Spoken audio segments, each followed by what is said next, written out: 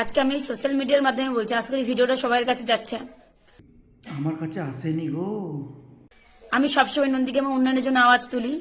অনেক সেটা তো আমি জানি না তুমি নন্দীগ্রামে আওয়াজটা তুলো, আমি এটা জানি তুমি নষ্টগিরি। সেই জন্য তুমি যে থালতে খাও সেই থালটা তুমি ছাঁদা করতে ভালোভাবেই জানো। করে বলছি আমার মা কাকিমাদেরকে যে 26শে নন্দীগ্রামে ব্রিজের জন্য অত্যন্ত তৃণমূলকে ভোট।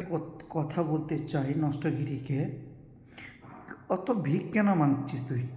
তোর ভিক মাগা অভ্যাস হয়ে গেছে লোকেদের কাছে। যখন তুই লক্ষ্মী ভাড়া তুই নিজে হাতে থেকে দিচ্ছিস, এই ভিকটা কেন মাগবি? তুই ভিকটা অটোমেটিক তোর হাতে চলে আসবে।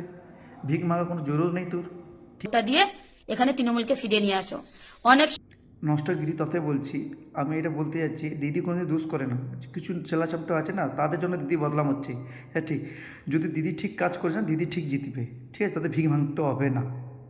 সুযোগ দিয়েছো অপগণ্ডটাকে, 20 বছর ব্যান্ড করে দিয়েছে নন্দীগ্রামের।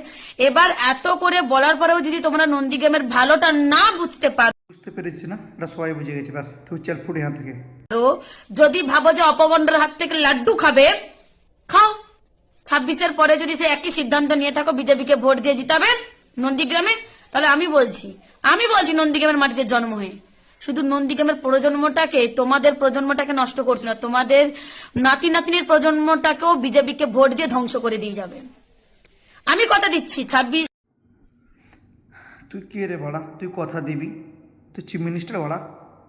তুই কথা দিবি? তোর কথা কে দম রাখবে রে? তুই সারা দুগুলা লোক আজকে এখানে খাচ্ছে, কালকে সেখানে হাত পেতে দিবি? তোদের কোনো গ্যারান্টি আছে?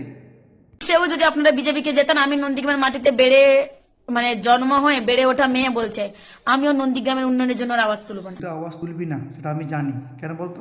তোদের বাংলাদেশ পাঠিয়ে দেওয়া হবে, সেই জন্য তুই আওয়াজ তুলতে পারবি না। ছেড়ে দেবো নন্দীগ্রামের হাল।